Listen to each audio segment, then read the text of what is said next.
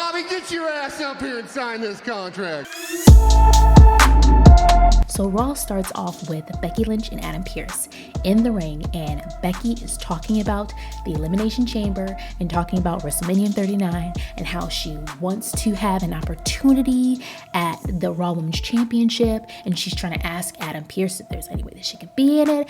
And before Adam could even answer, guess who comes out other than Bayley? And you know, these two, the whole saga of Bayley and Becky Lynch, and they're going back and forth, how they both want to go at the Raw Women's Championship. And then Bianca comes out. Long story short, Adam Pearce okays a triple threat match for the main event of Raw. So Bianca Belair versus Bayley versus Becky Lynch. So if Becky Lynch wins, she gets into the Elimination Chamber. If Bayley wins, she gets into the Elimination Chamber. And if Bianca Belair wins, neither of them two have us getting into the Elimination Chamber. And the fact that Bianca Belair won and pinned Bayley for the 1, 2, 3 and canceled out both Bayley and Becky, I was laughing because I was not expecting it. What I liked about the triple threat match at the end of Raw was the fact that each opponent was able to have control throughout the match. And it was a nice touch of having damage control. Them two, Io Sky and Dakota Kai, coming out to interfere. And what was even cooler was that the women who are in the Elimination Chamber match for Saturday came out to fight against damage control. I love that there was so much stuff going on. And like I said, when Bianca Belair won, I laughed, and it wasn't because I didn't think she was going to win. I was expecting one of the two women to win, either Bayley or Becky, but I'm glad it didn't go that way, and it just showed how dominant Bianca Belair is as the champion of Raw. And even though I am so looking forward to someone else being the Raw Women's Champion, I cannot dispute the fact that this woman has been reigning and defending. And I have nothing but respect for the woman. I might not like her promo skills, but when she's in the ring, she is just top tier. The Judgment Day was having an interview with Byron Saxton backstage. Of course, Dominic had to insert himself and talk about him having, being in prison, all that stuff. He's hardcore, he got the teardrop on his face, all that stuff. And then talking about how Rhea Ripley is, traveling the world to promote WrestleMania. Dude, no one asked you.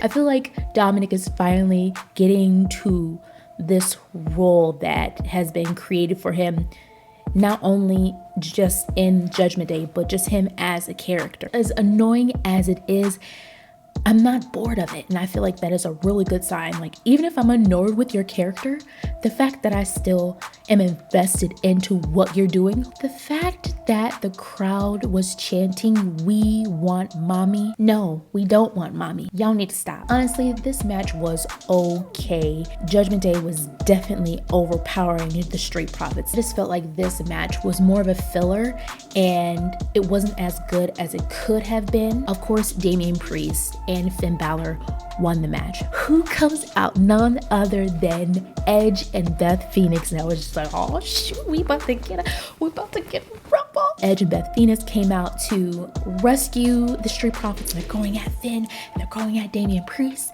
and they're going at Dominic because Dominic inserted himself and he got freaked up. But when Beth Phoenix got a hold of Dominic, and all of a sudden Rhea Ripley comes out of nowhere and saves her man.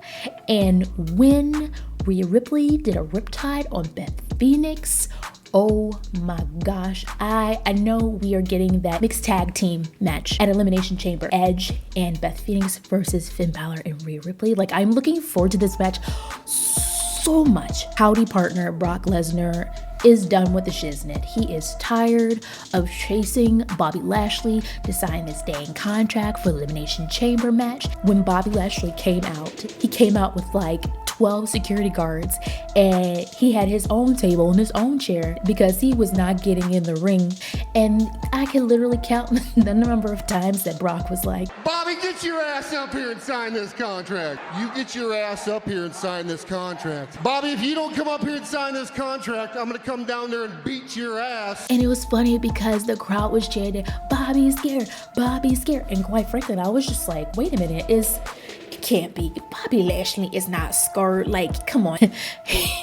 He showed all of us that he was not scared at all. He had Brock Lesnar come over and handle some business. He threw Brock Lesnar over his head and then proceeded to spear him, but not before he freaked up a couple of the security guards. Brock freaked up a couple of the security guards. I am looking forward to this match, and this thing with these two has been going on for quite some time now. I think it's gonna be fantastic. All I gotta say is this: don't F with Piper Niven. Just don't even try. She dominated that entire freaking match. The tornado DDT that Michin did was pretty dope. I know that this match was to make Piper look like a threat. She's one of the 6 women that are in this Elimination Chamber match on Saturday. So I get why she won, but at the same time, it sucks. Because not a lot of people in the crowd really were invested in this match. The match was not really eventful. Like, it served its purpose. It made Piper Niven look super strong, but why did it have to be Michin? Like, is it Michin going to win by herself? Like, the way that they've been booking my girl has been disrespectful on so many levels. Like, it's getting to the point where I'm not looking forward to seeing her every time she comes out to the ring, because I know she won't get her A-whipped. Like, WWE needs to do better. Like, there needs to be better booking for her. And I know she didn't come from Impact to be dealt like this. So what's going on? This segment with Sami Zayn and Cody Rhodes was so good. This is what I say is the epitome of what 2 baby faces in the ring doing promos should look like. Yo, Sami's promo of him saying that he believes in himself, but at the same time, he's like doubting himself because he knows what the bloodline can do. He knows what Roman Reigns can do, talking about how Roman Reigns goes in God mode. It was heartfelt. Like, I was like, the emotion that it was evoking was insane. But then you have Cody, and he can captivate you. And at one point, I'm just like, wait a minute, is Cody Rhodes giving Sami Zayn a pep talk? Like, what is going on here? And I love how driven they are. Oh my gosh, this is awesome chants. Yes, I wasn't expecting them to do that over a promo, but they were. Cody was talking about how he punched his ticket to WrestleMania and he's gonna finish his story. And he was saying to Sami that he needs to finish his. I know Roman Reigns is going to win, but at the same time, if Sami won, then it would be Sami versus Cody Rhodes. Or if it was all 3 of them for WrestleMania. Like, there's so many things that you can do with this. Oh my goodness. Another side note, Nikki Cross following around Candice LeRae, and then Candice LeRae confronting her, and then all Nikki Cross can do is laugh. I don't know why Nikki Cross keeps sneaking around and following Candice LeRae, but I like it because this, like, Candice LeRae needs to be in some sort of solid storyline, because she can't just keep losing matches and being used like a hand just like Michin is. Like, these women need to be in actual storylines. So the fact that they're keeping this whole thing going with Candice and Nikki, I'm here for it. Even though I'm glad that Baron Corbin finally got his interview with Kathy to continue what he was trying to say in the beginning. It backfired. Baron Corbin's talking about how he's sick and tired of being disrespected.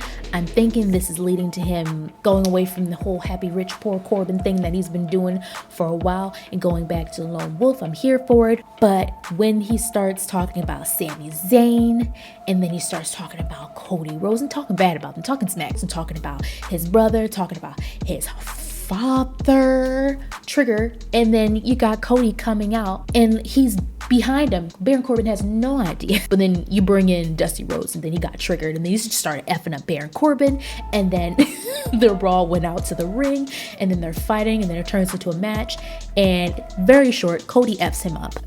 Like, if this is a way for Baron Corbin to go back to the lone wolf, and it was just, he just needed to get away from this whole stupid persona he's been doing for F5 ever, I'm glad they're gonna do something with him. This 6-woman tag team match, all 6 of these women with the 6-man tag team match are in the Elimination Chamber match. I get it, it's Raw versus SmackDown, but why? Other people like, yeah, we get a taste of what it's kind of gonna be like for Elimination Chamber. Of course, they're teaming up 3-on-3. Only thing I liked about this match was the fact that Asuka didn't give an F and she started freaking up Carmella, who is supposed to be on the Raw team. It was so funny when Asuka had Liv Morgan in a hold, and I'm telling you, Liv Morgan was screaming bloody murder, and the ref is like looking at Liv, like looking at her face while Liv is tapping out. I'm like, dude, look up. So Team Raw won. This Bronson Reed versus Mustafa Ali match really gave me the vibes of Piper Niven versus Michin earlier in Raw. Like, it was the same sentiment to me. Ali squash, come on, like, it's just a rinse and repeat. When Bronson Reed threw Mustafa Ali over the barricade into the steel chairs, I choked. Mustafa Ali could not recover from that, and he could not survive that tsunami that Bronson Reed gave to him off that top rope. Like, it was done. The Miz interviewing Seth freaking Rollins. Screw talking about Logan Paul and the beef between him and Seth freaking Rollins. I'm like, what we should have been having a conversation about is them Pac-Man shoes that Seth freaking Rollins was wearing. And I looked those junks online. They are hundreds, even thousands of dollars. The Miz keeps pushing the issue of Logan Paul because Seth freaking Rollins doesn't want to talk about it, but he keeps pushing it. And at one point calls the Miz stupid, and then the crowd calls the Miz stupid. And then it's this whole thing. It goes from tiny balls to now Mike's stupid. Like, it's just this whole thing. And then they start fist fighting. And then Austin Theory comes out of nowhere. No one mentioned him. No one said anything about him, but he just had to insert himself into the conversation and start freaking people up. What was funny was that the Miz was down and out for a while. Like, at one point he's just laying there and he looked like he was recovering from eating Taco Bell the night before. Like, his face looked so distorted. He just looked like he was in so much pain. Like, he was laying there for a while. Even like the WWE guys who like clean up around the ring and stuff came out, moved the carpet off the ring, and he was doing all this stuff during commercial break, and he's still just trying to recuperate and get up because he had a match with Rick Boogs right after. So he gets freaked up, and then he has to have an actual match. What was cool was that Rick Boogs, boogie, he was like curling the Miz. It was very impressive, and it was a very short match, like so short. So what is this, like the second time that Rick has freaked up the Miz? Why does the Miz always find himself getting his A whipped in these weird storylines with these weird people? Like, is there nothing else to do with the Miz at this point? Okay, am I the only one who loves Chelsea Green? Like, she has such personality. Karen Green, I'm calling her Karen. Her issues with Adam Pearce, emailing his manager only to find out that she actually emailed Adam Pearce because he's a manager, and the beef that she wants to get a rematch with Asuka. She wasn't ready for Asuka. All this stuff. She's so entitled. She's so extra. She's just so caring, and I love it so much. It was a short segment, but it was very, very funny. I look forward to seeing what they're going to do with Chelsea Green and not just have her just doing lip service and just talking a whole bunch of smack like they have Sonya Deville doing. You know what I'm saying? So guys, what did you think about Monday Night Raw?